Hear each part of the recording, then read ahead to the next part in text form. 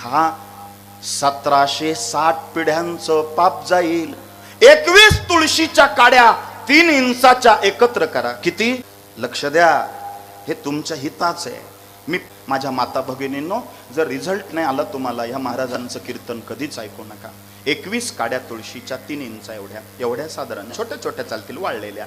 त्या माझ्या फेट्याचा रंग, हातातल्या धाग्याचा रंग पाहताय तुम्ही केशरी. या धाग्याने 3 वेड्याने त्यांना गुंडाळा, पण गाठ नका मारू, असं पिरगळा. 3 वेडे. आता दिवसभर पौर्णिमेच्या दिवशी त्या काड्या सकाळपासून, दिवस उगवल्यापासून तर सायंकाळपर्यंत त्या गावठी गाईच्या तुपात भिजत घाला.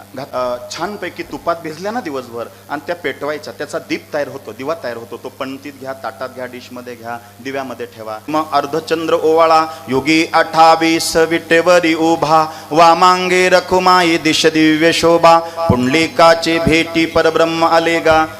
पांडुरंगाची आरती म्हणा.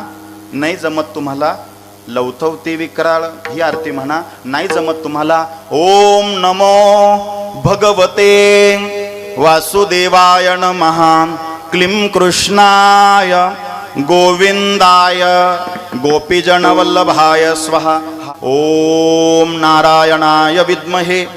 माझ्या हाताक लक्ष द्या. वासुदेवाय धीमहि तन्नो विष्णु प्रचोदयात, ओम महालक्ष्मी च विद्महे विष्णु पत्नी च धीमहि तन्नो लक्ष्मी प्रचोदयात. असंच ओवाळायचं असतं देवाला अर्धचंद्र. पण 3 पौर्णिमेला करा.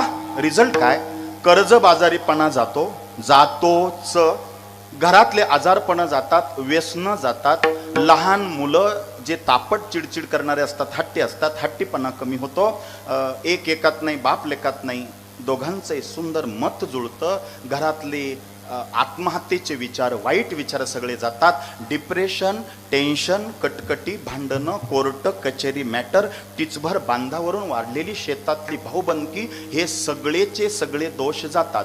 एवढ्याशा तुळशीच्या तोडग्याने जर आपले इतके 1760 प्रश्न मार्गी लागत असतील, तर का तुळशीला सोबत ठेवू नये? येते लक्ष सगळ्यांच्या. आता घातली का माळ? घातली नाही, उद्यापासून घातली.